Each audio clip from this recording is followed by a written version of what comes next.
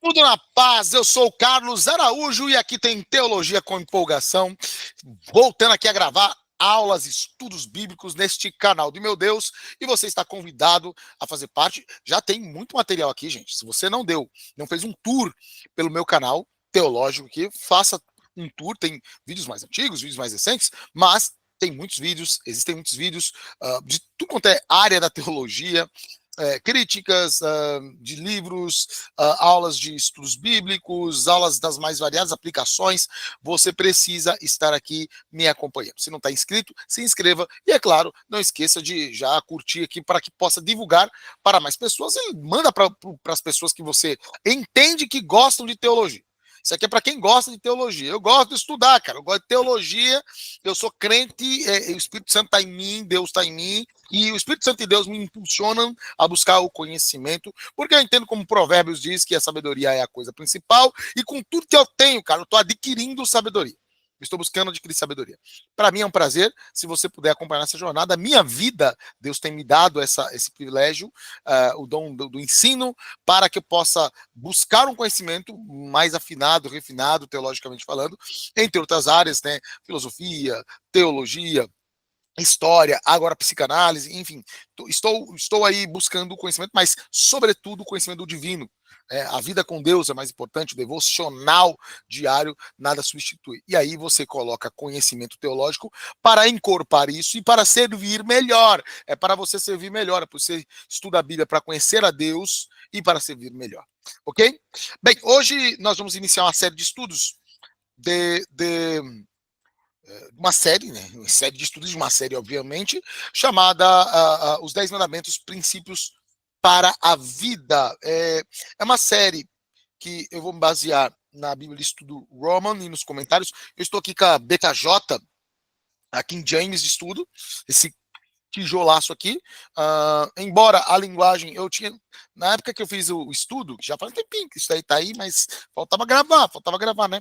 Eu ainda não tinha BKJ, eu tinha a linguagem João Ferreira de Almeida, mas as notas de estudo são as mesmas. Isso aqui é uma edição ampliada, né? Na BKJ eles ampliaram, por isso que tá desse tamanho a Bíblia aqui, rapaz, isso aqui é pesado, não dá para levar para o culto não, né? Se o ladrão vier, você fazer ele sentir o peso da palavra para evitar. Tem mais de 2.000 páginas. Eu indico também já para vocês aí, quem está procurando uma Bíblia de estudo. Essa aqui é uma boa Bíblia de estudo. Nenhuma Bíblia de estudo é infalível. Infalível é a Bíblia, não a Bíblia de estudo, não as notas, mas são notas teológicas que eu gosto muito, as notas de estudo Roman. Ok? Bem, vamos lá. Sem delongas aqui, vou projetar para você a aula 1 do nosso estudo. E a aula 1 do nosso estudo, deixa eu tentar ampliar aqui a coisinha.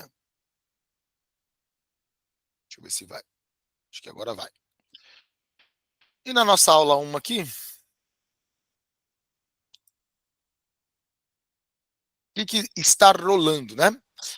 Os 10 mandamentos, uma base sagrada para a vida em comunidade. Essa é a primeira aula que eu quero abordar aqui, uma base sagrada para a vida em comunidade. O seguinte, no mundo ocidental, o que é o mundo ocidental, Carlos? É aquilo que é centro-leste do planeta. Então, tu tem partes da África ali, a Europa e as Américas, né? Sobretudo, pega um pouquinho também da Oceania, mas sobretudo Américas e Europa, né? A parte da África. Nós temos no mundo ocidental a influência total do cristianismo. Então, culturalmente falando, historicamente falando, essa parte do mundo, ela é uma parte influenciada pelo cristianismo. Então, nós vamos ter uma ética e conduta judaico-cristã e uma cultura greco-romana. E essa é a mentalidade. É por isso que, assim, vamos lá, um alerta para você. Você é ocidental, eu sou ocidental.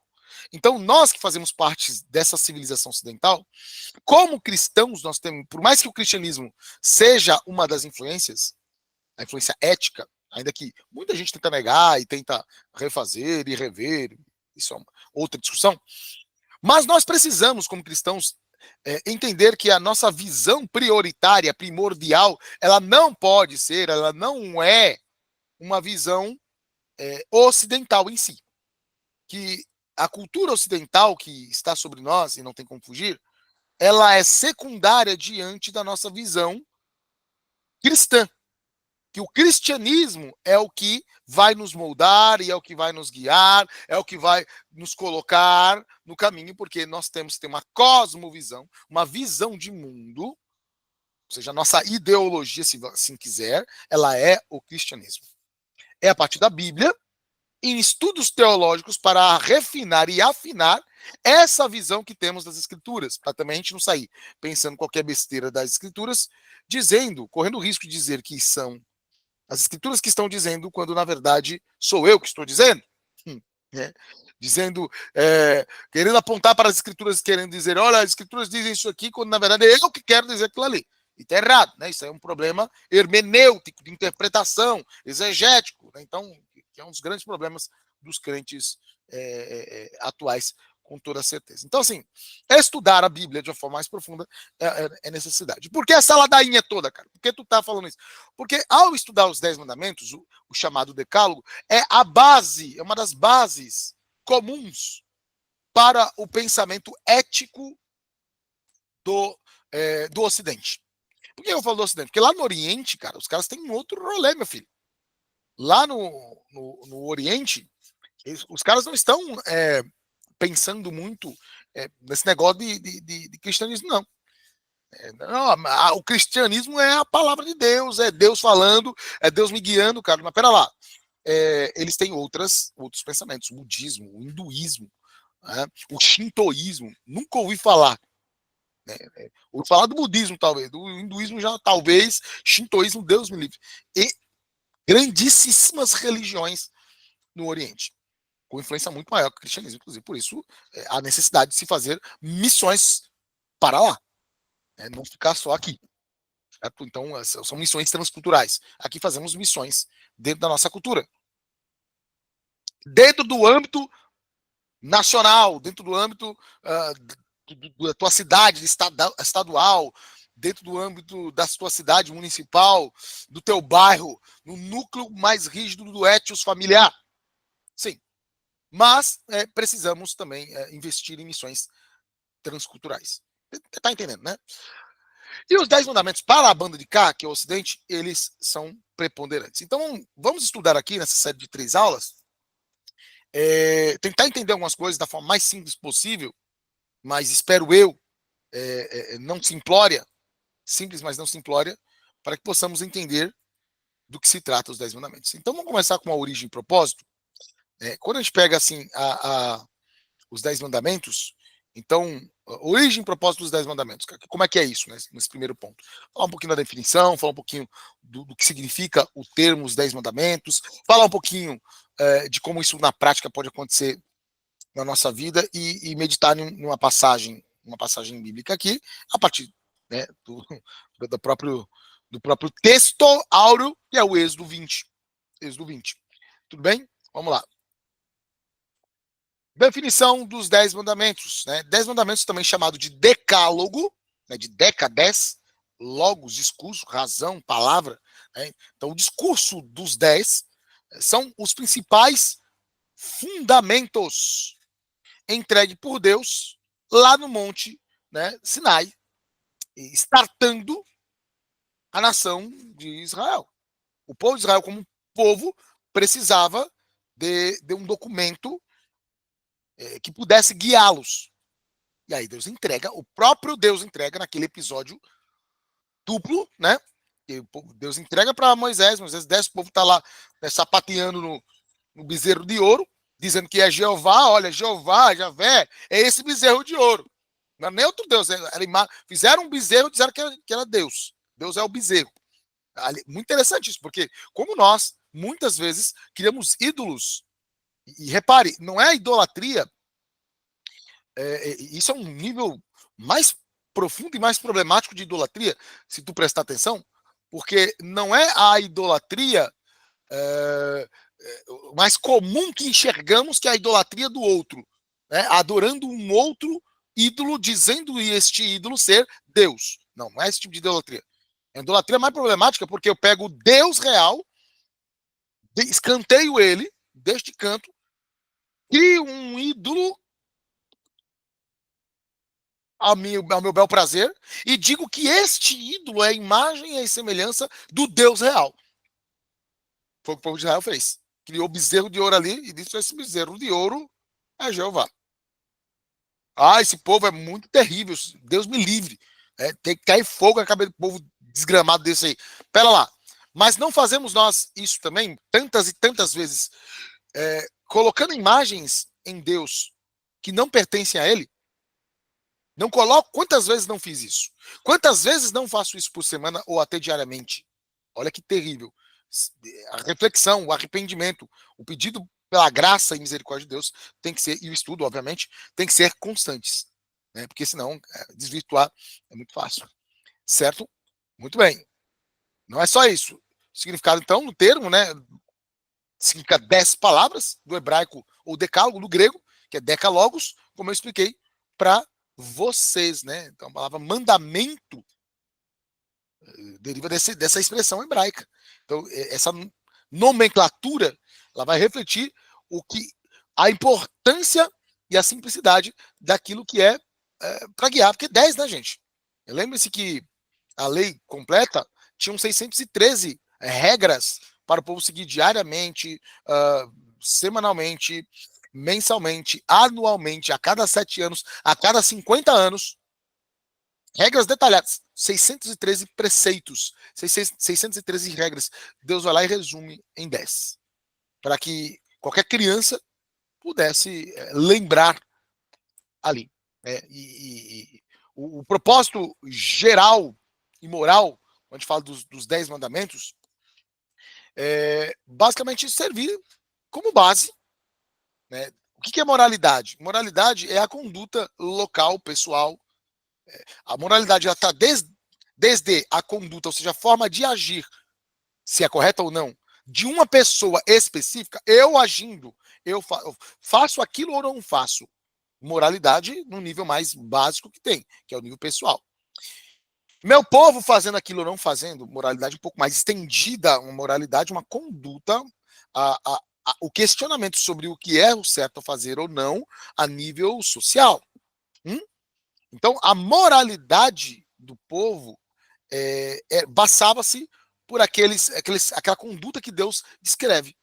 E essa moralidade, na Bíblia, para o povo judeu e para o cristão também, é ligada e atrelada à espiritualidade. Então, eu preciso, enquanto sou religioso, no sentido de ser cristão, espiritual, uma vida espiritual saudável, passa por uma moralidade saudável.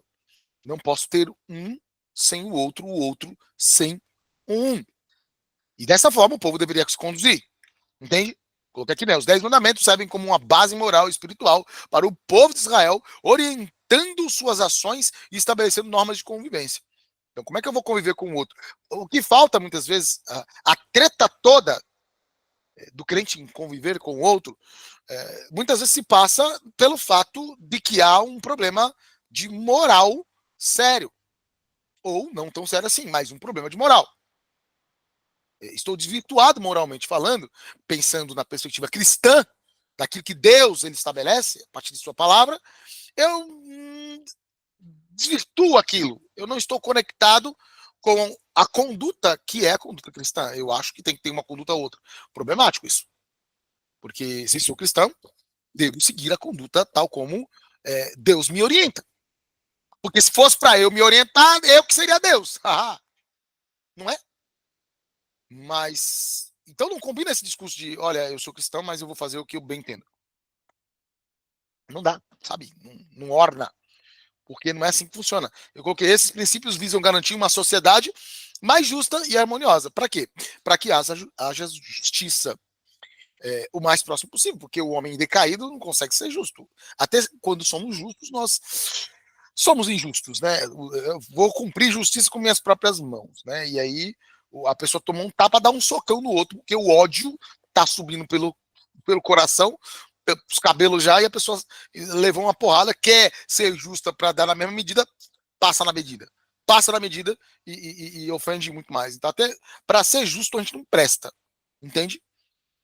Então, nós temos, óbvio que precisamos de um parâmetro, mas o parâmetro mais possível É os 10 mandamentos. E, claro, seguindo esses parâmetros e tendo uma vida mais justa possível, a harmonia ela vai acontecer com muito mais fluidez. Isso desde o microcosmo chamado família, microsociedade, sociedade primeva, mais básica, que é a família, até o Estado nacional, que é o país. Entende? Então a coisa tem que ir por essa linha. Bem, o próximo ponto aqui vamos pensar na prática isso. Então, a ideia seria como de você ter uma constituição mesmo, né? Ou seja, você ter leis em um país. O Brasil tem a Constituição de 1988, promulgada e colocada em prática a partir de 1989, se não me engano. E ela é a nossa sétima Constituição. A primeira foi em 1824, com Dom Pedro I, outorgando o negócio, ela de cima para baixo, sendo imposta, e depois, conforme o Brasil foi passando por problemas políticos e sociais, foi mudando a Constituição. Né? Os Estados Unidos, por exemplo, ele tem uma mesma Constituição desde o final do século XVIII, 1780 e pouquinhos, ele tem uma mesma Constituição até hoje. Isso é curioso, porque isso ajuda uma nação a se organizar melhor. Os Estados Unidos, nesse caso, ele modela melhor o princípio, porque diferente do Brasil, que muda a Constituição segundo a sua cabeça, para onde a cabeça aponta, ela mudou, teve uma intervenção, uma ditadura. No Brasil, que não teve só militar, tá? O Brasil teve mais de uma ditadura. Claro, mas não tô lembrando disso, não. Volta pra aula de história, mano. Faltou ficar dormindo. A história é chata, não sabe de nada aí, tá nisso. Então você teve mais de uma. E toda vez que mudava, vinha uma intervenção, X ou Y, mudava-se a Constituição. Tem crente que acha que pode mudar os princípios de Deus toda vez que há uma discordância ou uma problemática em sua vida. Ele fala, mano, a vida está meio complicada, sabe? Então eu vou adaptar aqui, vou fazer uma emenda parlamentar da Bíblia, mudando-a para o meu bel prazer. Não dá, não rola, isso também é idolatria, porque eu estou me colocando acima da palavra de Deus, e se a palavra de Deus, vamos pensar na antiguidade, a palavra representava o ente que a detém, ou seja, a palavra de Deus representa Deus, não é Deus. A Bíblia em si não é Deus, mas representa o querer de Deus. E aí, se eu fico moldando ela cada crise que eu tenho, fica complicado. Fica muito complicado. Né? Então, a Constituição existe para isso. Coloquei aqui, né? Assim como uma Constituição define as leis de um país, os 10 mandamentos orientam a vida da comunidade, conforme a vontade do Santo Deus. Eles proporcionam um fundamento, então tem base legal, ou seja, estou fazendo de uma forma que é aprovada, e ética, porque agora, se moral é a conduta pessoal local, a ética aqui julga as morais. Ética é aquilo que vai bater o martelo sobre uma conduta e outra. Uma pessoa está fazendo uma coisa, a outra está fazendo outra. Né? Ou alguém está julgando, essa conduta que você está fazendo não é errado, não é certa. Aí a pessoa fala, como eu saber? O parâmetro. Quem é o parâmetro? A Bíblia. Os 10 mandamentos. Ou seja, a base legal e ética do que é e do que não é. Né? Para quê? Para que possamos conviver de uma maneira saudável. Saudável. Beleza? Bem, a base bíblica que eu peguei aqui, Êxodo, capítulo 20, versículos 1 e 2, que vão dizer o seguinte, que vai dizer o seguinte, ou vão dizer os versículos, né? Êxodo, capítulo 20, versículos 1 e 2.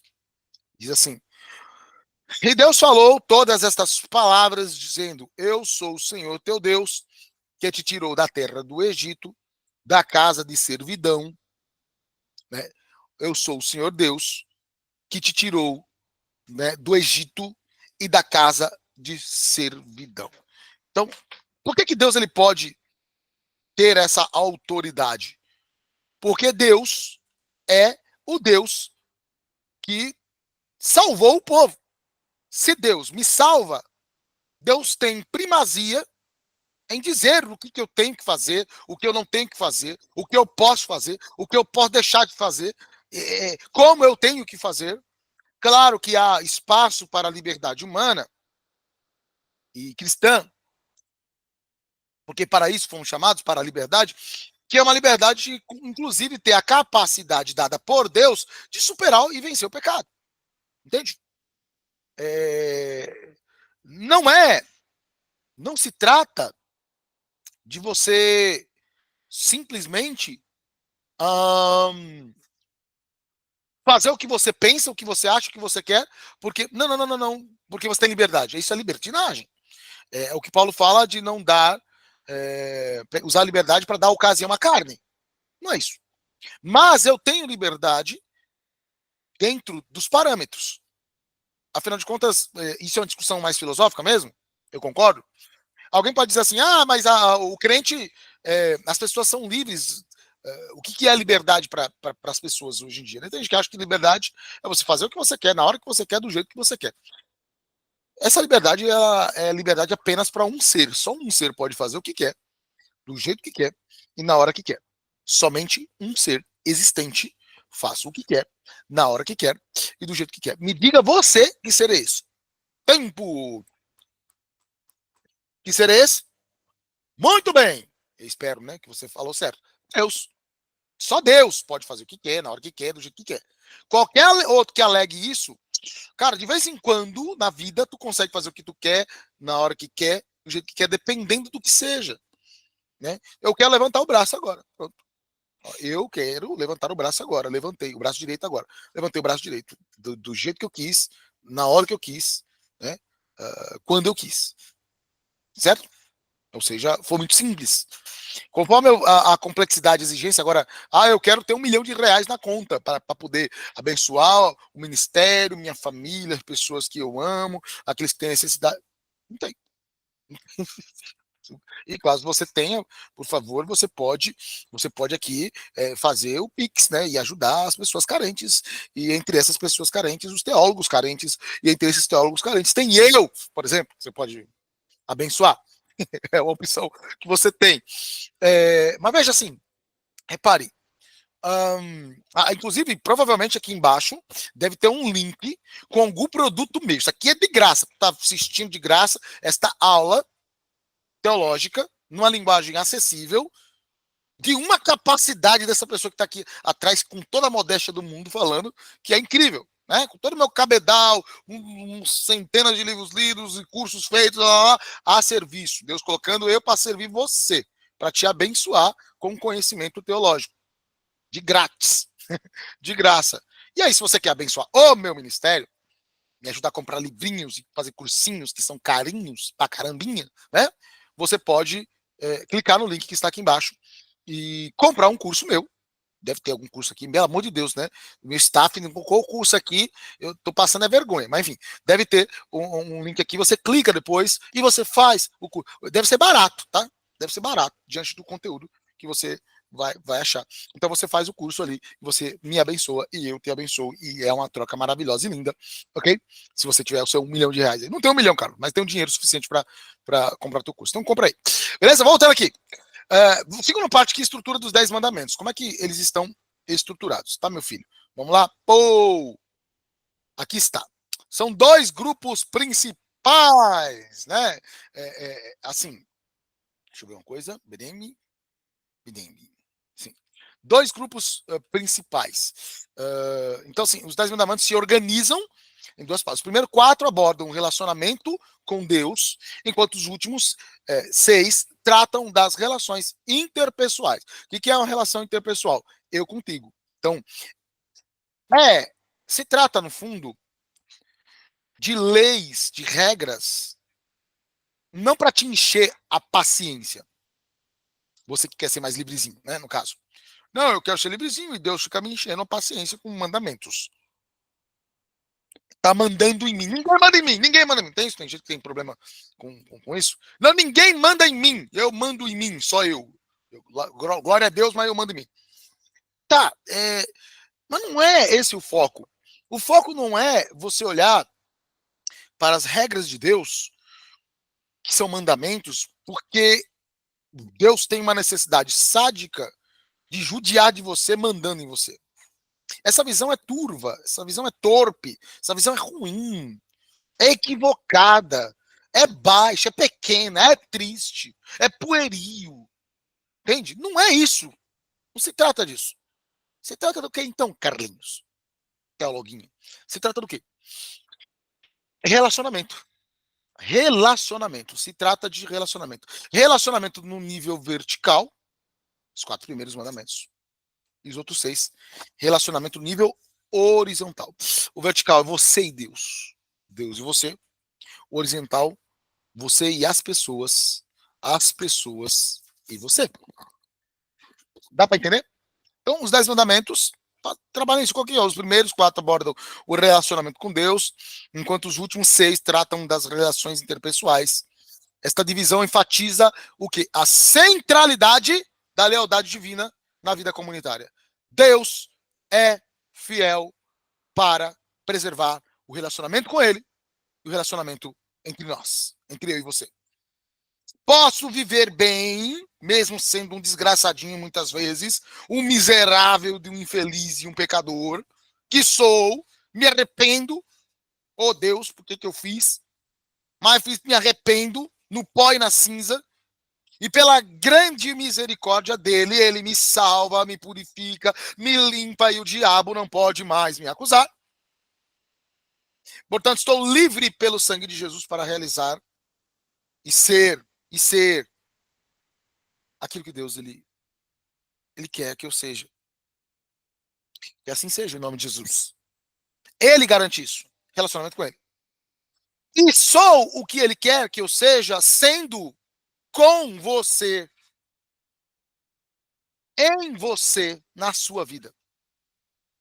Sou o que Deus quer que eu seja, sendo com você, enquanto estou com você, fazendo com você também.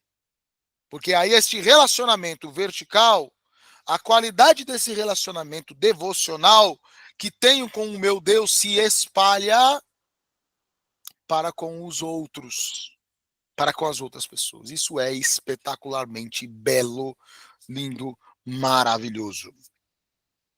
Os 4 primeiros mandamentos tratam do relacionamento com Deus. Isso está em Êxodo. Rapaz, eu fechei Êxodo aqui. Aí vou ter que procurar de novo. Aí, só um instantezinho, tá? Isso está em Êxodo. Eu uso uma outra Bíblia. De Bíblia para Bíblia você fica procurando, né? Êxodo 20. Agora do versículo 2 ao 11. Se importa de eu ler? Não, cara, é muito tempo lendo Bíblia, assim, esse negócio de ler Bíblia há muito tempo não é comigo, não. Tá fazendo o que nesse vídeo, então? Não gosto de ler, não gosto de... Não gostar de ler é estético. Tudo bem, você não tem culpa de não gostar de ler. Mas não ler, aí é um problema. Não entendi não, Carlinhos. Você pode não gostar de ler, que aí não é gosto. Fazer o quê? Né? Tadinho. Mas você vai ter que ler assim mesmo. Não gostar de ler não é licença poética para você não ler a Bíblia ou não estudar as coisas de Deus. Não é licença poética para isso. Você não tem, como cristão, esse direito porque não gosta de ler, não ler a Bíblia, não estudar. E todo estudo sobre Deus é um estudo teológico, tá? Então, não estou falando de estudar teologia no nível acadêmico, ir para a faculdade. Que aí vai, meu filho. Que aí não vai. Mas, assim, você precisa ler, meditar nas escrituras, de dia e de noite, como diz o Salmo 1, e estudá-la. E quando você fizer isso, esse estudo vai ser estudo teológico. Vamos lá?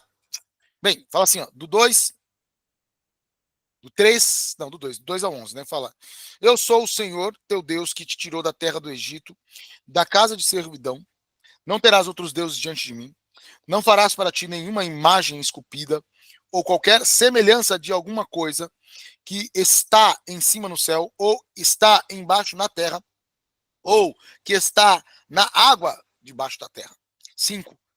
Não te curvarás diante delas, nem as servirás, porque eu, o Senhor teu Deus, sou um Deus ciumento, que visito a iniquidade dos pais sobre os filhos até a 3ª e 4ª geração daqueles que me aborrecem. E mostro misericórdia a milhares dos que me amam e guardam os meus mandamentos. Não tomarás o nome do Senhor teu Deus em vão, porque o Senhor não terá por inocente aquele que tomar o seu nome em vão. Lembra-te do dia de Shabat, que é o sábado, né? Para mantê-lo santo. 6 dias trabalharás e farás toda a tua obra. Mas o 7º dia é o Shabat do Senhor, teu Deus. Nele não farás obra alguma, nem tu, nem teu filho, nem tua filha, nem teu servo, nem tua serva, nem teu gado, nem teu estrangeiro, que está dentro das tuas portas. Pois em 6 dias o Senhor fez os céus e a terra, e o mar, e tudo que neles há, e descansou no 7º dia. Portanto, o Senhor abençoou o dia do Shabat, que é o sábado, e o santificou. Bem, aí nós temos o quê? Nós temos os 4 primeiros mandamentos, né? Não ter outro Deus, além do Deus verdadeiro. Ah, Carlos, então isso quer dizer que é uma licença poética para dizer que tem outros deuses, né? Então, por exemplo, o pessoal neopagão, os neopagãos, ou seja, pessoas que têm resgatado religiões antigas, têm tentado ressuscitar deuses, né? Que já não tem mais adoradores, tentando espalhar a adoração de deuses e ídolos antigos, isso chama neopaganismo, eles também fazem isso, né, entre outras coisas. Eu tenho um conhecido que ele é, né? Eles falam que então Deus reconhece que tem outros deuses. Então não tem um Deus. Não reconhece, gente. Existem outros deuses socialmente falando, entende? Dentro da sociedade, as pessoas acreditam em outros deuses. Só que Deus fala categoricamente em outras passagens das Escrituras que esses deuses não existem. Portanto, são deuses falsos. O que é um Deus falso? Um ídolo. O que é um Deus falso? Um ídolo. Que vai desde um Deus de religião XYZ. Sim, o cristianismo afirma categoricamente que não existem outros deuses além do Deus cristão. Ponto. Só. Entendeu? Existe um Deus só, e é o Deus da Bíblia, é o Deus cristão. Essa é a afirmação do cristianismo. Eu sei que isso é incômodo para quem não é, mas é isso. E, portanto, qualquer outra religião que alegue divindades XYZ estão crendo, portanto, socialmente, elas praticam uma fé, obras, rituais, sacrifícios, etc., e cultos a essas divindades. Mas essas divindades, o Deus real diz que não existem. É isso. Então, por isso que não adore outros deuses. Não é legitimar a existência de outros deuses. É dizer que estão adorando esses outros deuses que aí, quando você lê no contexto, que lê em outras passagens, né, simplesmente não existem. Portanto, são ídolos. Isso são os convencionais. Mas tem os não convencionais, que é o dinheiro, a mídia, o namorado, namorada, a família, os filhos, o marido, sei lá, o sexo, a inteligência e os bens, o descanso. Quando você exagera em qualquer coisa dessas ou outras, você está fazendo dessas coisas, muitas vezes, o teu próprio Deus. Quando elas te dominam, né, e quando elas te guiam, essas coisas se tornam o seu Deus. E também não são Deus. Embora são coisas existentes, não são Deus, nem deuses. Mas se eu os faço deuses, eu faço como deuses falsos. São ídolos do meu coração. Deu aí? Deu para acompanhar? Qualquer aqui não. Os primeiros mandamentos estabelecem limites claros para que a adoração. Então, não terá os outros deuses além de mim, não farás imagem do que há no céu na terra. Isso aqui, gente, não é a foto. Tem a águia aqui atrás, tá vendo? Tem a águia, está escrito ali, mas os que esperam no Senhor renovarão as suas forças, subirão com asas como águia, correrão e não se cansarão, caminharão e não se fatigarão. Isaías 40:31. Tá, tem um versículo, mas tem a imagem da águia. Você pecou, você é hipócrita, Carlos, porque tá gravando uma aula, mas tá atrás, tá aí o ídolo. Não porque não adoro, não adorarei, não tenho vontade de adorar a imagem desta bela águia criada pelo meu Deus, né? A imagem, não sei, mas o animal criado pelo meu Deus. Então, não adoro. A questão é ter uma escultura, pode ter na tua casa, uma foto, um quadro, uma imagem de um ser humano, de um animal. Não é isso, não se trata disso. Se trata para motivos e fins culticos. Me ajoelhar, orar, pedir coisas a este ser, está categoricamente no primeiro dos mandamentos, no segundo dos mandamentos, dizendo não faça isso. Se for para criar, para tu adorar, não faça. Se for para criar, para você se curvar, não faça. Não faça, né? O terceiro, que é você não dizer o nome de Deus em vão, que não é. Aí tem gente que é birrada com isso. Eu tropecei, aí bati o pé na rocha assim. Falei, ai meu Deus, ih, pequei. Não, não é isso, né? Mas imagina, por exemplo, uma boca que dá glória a Deus e fala palavrão ao mesmo tempo. Combina isso? Ou eu falar em nome de Deus, mas não agir em nome de Deus. Também falei em vão. Combina isso? Entende? Porque esses 4 mandamentos dizem respeito a eu e Deus. Vertical, vertical. Eu e Deus. Então, os primeiros mandamentos estabelecem limites claros para a adoração a Deus, incluindo a proibição de outros deuses e a observância do descanso no sábado. Esta seção destaca a singularidade da fé israelita. Israel tem que ser fiel apenas a Deus. Não obstante, vamos lá. Os 6 últimos mandamentos, os relacionamentos entre os seres humanos. Do 12 ao 17 agora. Vale a Bíblia de novo, rapaz. Meu Deus, rapaz, isso aqui é estudo bíblico, gente. Que birra é essa? As palavras do Senhor. Fala assim, ó.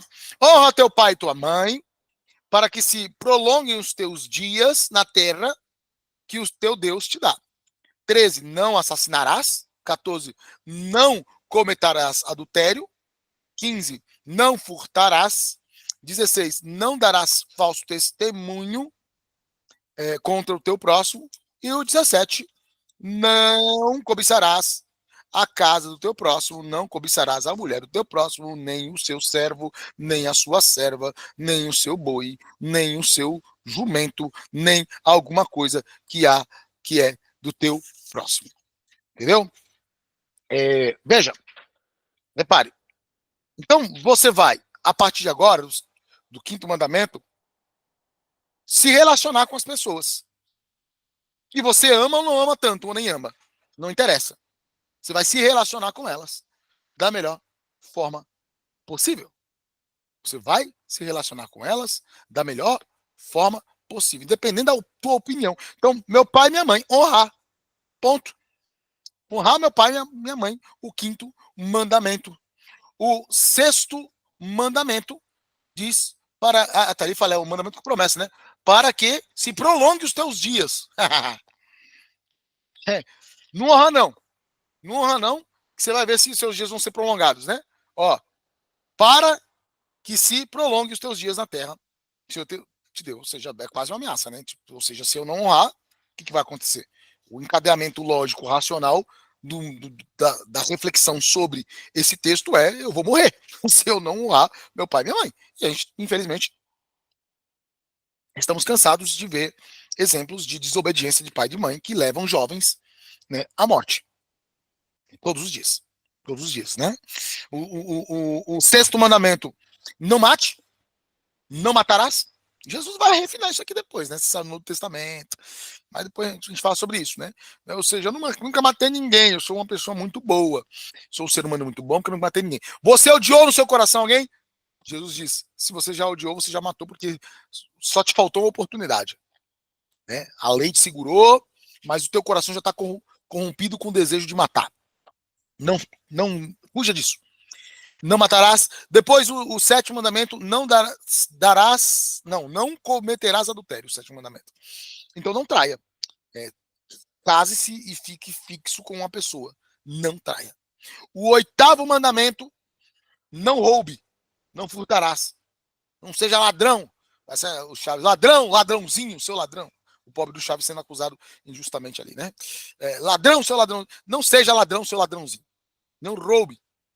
Aí aquela, né? Quem rouba uma bala ou um banco é o quê? Ladrão, mano. Ladrão não roube. Não é teu, não pega, meu Deus do céu. Né?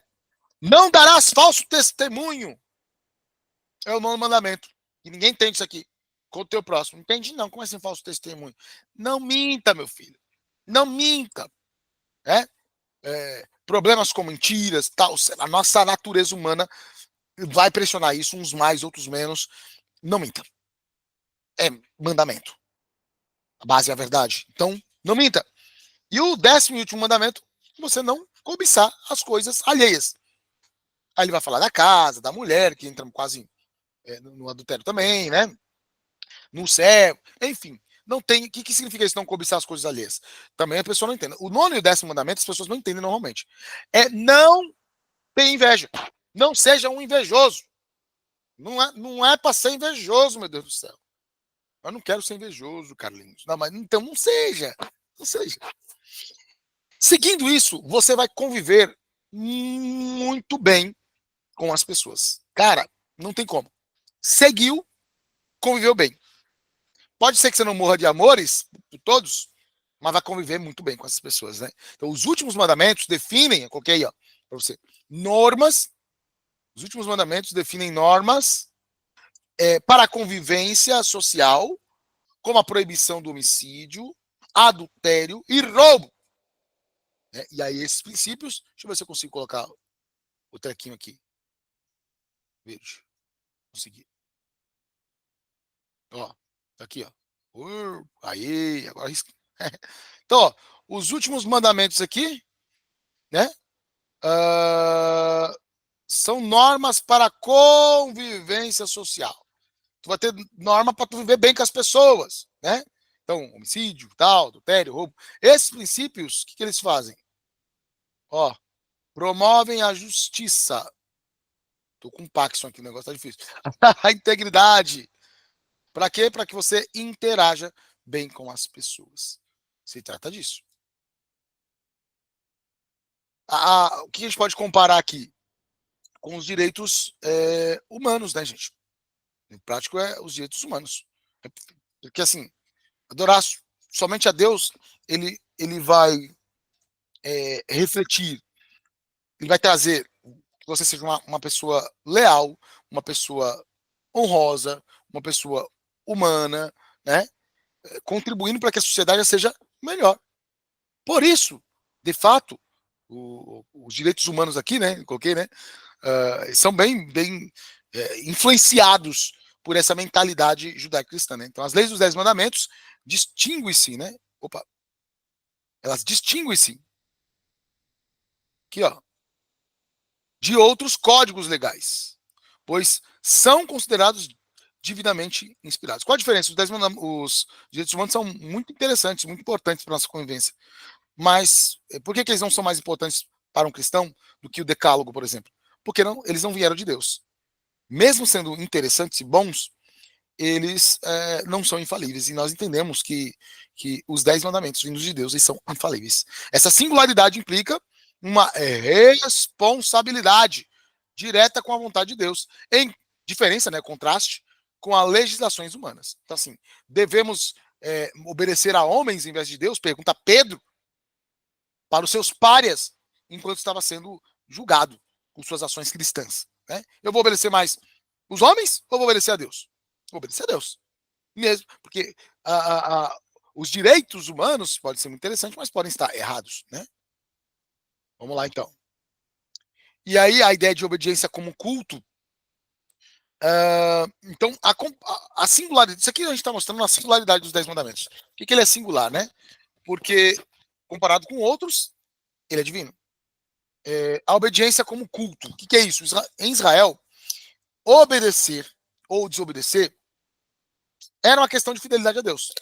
Então, obedecer o mandamento não era obedecer ou desobedecer a lei. Eu passo no farol vermelho ou não? Eu não passo no farol vermelho apenas porque eu vou ser multado. Porque em muitos lugares não tem, como é que fala? Um radar, né? Ou uma câmera ali para me fotografar. Eu não passo porque pode causar um acidente e eu posso morrer. Posso colocar em risco a minha vida, a vida de outras pessoas e também da minha família. No caso, eu obedeço os 10 mandamentos, procuro obedecer, porque é de Deus. Não é por conta do inferno que me espera se eu descumprir e não tá nem aí. Embora isso também é relevante, óbvio. Mas é porque eu amo a Deus. Porque Deus é precioso para mim. Então eu peço a graça dele para me ajudar a obedecer para que eu alegre o coração dele.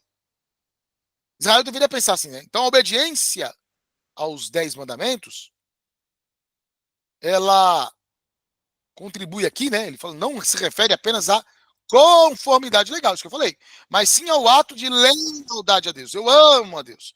Na cultura de Israel, desobedecer a um mandamento representava uma quebra do pacto entre o povo e o seu Criador. Cara, é como se, não que Deus possa ser magoado necessariamente, né, mas é como se ferisse, entre aspas, com muitas aspas aqui, o coração de Deus. Né? Então, trata-se de um relacionamento de amor ao divino. Né? E aí a gente pode pensar aqui, para pensar mesmo, né, sobre a minha relação com Deus. Como é que ela anda, a minha relação com Deus e com as pessoas ao meu redor? Como é que eu tenho tratado as pessoas que eu amo, as pessoas que me amam e as pessoas que eu não amo, não porque eu odeio, né, nem tenho raiva, mas simplesmente porque não fazem parte do meu ethos, não estão no meu relacionamento. Como é que eu estou tratando? É. E um exercício legal que você pode fazer é identificar quais são os principais, né, mandamentos para você hoje obedecer. Você está tendo mais dificuldade. Na sua vida diária, qual é o mandamento que você mais precisa observar? Né? E também qual é, ou quais são os mandamentos que você menos tem observado, que eu menos tenho observado. Então, será que eu tenho adorado a Deus, somente Deus? Ou será que eu tenho criado outros ídolos? Será que eu tenho feito imagens, e aí pode não ser imagens físicas, né, mas mentais, emocionais, e dizendo que é Deus, sendo que não é Deus? Será que eu estou falando o nome de Deus em vão? Seja falando palavras torpes, ruins, expressões não cristãs, ou mesmo agindo de forma contrária enquanto declaro que Deus existe, é o meu Deus, e é o meu Deus? Será que eu não tenho buscado descansar em Deus? Depois a gente fala sobre o sábado, né? Porque algumas pessoas de alguns segmentos podem estar assistindo esse vídeo e falar: ai, tá vendo? O sábado eu não posso trabalhar de jeito nenhum, senão eu vou pro inferno. Isso é uma outra história, depois a gente vê isso aí. Mas será que eu não estou descansando em Deus, sobretudo? É? Será que não estou sendo? Jesus não tem sido meu sábado, meu descanso, meu refúgio? Será que eu não estou honrando os meus pais? E aí, claro, quando não tenho mais pais, meus líderes, os responsáveis que cuidam de mim? Será que eu não estou odiando pessoas, correndo risco até de matá-las? Será que eu não estou adulterando no meu coração, desejando pessoas que não posso ter? Será que eu não estou pegando coisas que não são minhas, me apropriando daquilo que não é meu? Será que eu não estou mentindo sobre mim, sobre os outros, sobre as coisas, para poder me dar bem? Será que eu não estou com inveja do outro porque tenho o que eu não tenho, desejando que ele não tenha porque eu não posso ter? Mesmo que seja injustiça eu não ter, mas isso é uma outra história também. E aí eu estou invejando e desejando que ele também não tenha porque eu não posso ter? São muitas reflexões que nós temos que pensar. Né? Eu coloquei, ó, quebrar mandamentos como não matar é mais do que uma transgressão legal. É uma ofensa a Deus. Essa perspectiva sublinha, né, a seriedade, e arriscar aqui, das leis morais em manter a relação entre o ser humano e Deus. Entre o ser humano e Deus. Bem, finalizando essa aula, ela ficou um pouquinho mais extensa, tá? Mas creio que foi benção. Foi benção para minha vida. Foi a primeira das três. Eu acho que as outras duas vão ser um pouquinho menor. Mas tinha que fazer a introdução, tinha que falar o que Deus me trouxe aqui na hora. Eu quero resumir falando para você que nós aprendemos, então, que os 10 mandamentos eles são um conjunto de leis que são sagradas, que são entregues diretamente por Deus, pelo divino. E eles têm um foco que é Deus sendo leal e ser leal a Deus. Mostrar que Deus é leal e ser leal a Deus. E a partir dessa lealdade que Deus tem por nós, e nós refletindo, buscando ser a Ele, nós conseguimos viver de forma harmoniosa uns com os outros. O Nematov, o Manaim Shech Rentahin Nyara, bom e agradável é que os irmãos vivam em união. Diz o Salmo, né? Então, se você deseja se aprofundar, se assistir essa aula, e aí, Carlos, gostei da aula, muito obrigado, beleza. Quer se aprofundar, né, no significado espiritual e na cultura dos 10 mandamentos, então você tem que fazer o seguinte: fazer o curso com você, é isso, Carlos? Não, não, porque eu não fiz um curso sobre isso, tá de graça aqui, né? Você tem que ler o Êxodo 20 e também leia Deuteronômio 5, busque estudos bíblicos específicos sobre o tema, se aprofunde. E ao se aprofundar, você vai ver o poder dos 10 mandamentos sobre a sua vida. Tá certo? Gostou da aula? Mais uma vez, se não deixou seu like aqui, pelo amor de Deus, deixe seu like aqui, né? Aqui é curta, né? E manda para outras pessoas. E aí sim, fica à vontade para fazer meus cursos, me ajudar, me abençoar. E Deus seja louvado. Até a próxima. Deus abençoe a sua vida. Muito obrigado por me tolerar. E é muito bom ter você aqui comigo. Até a próxima. Tchau, tchau.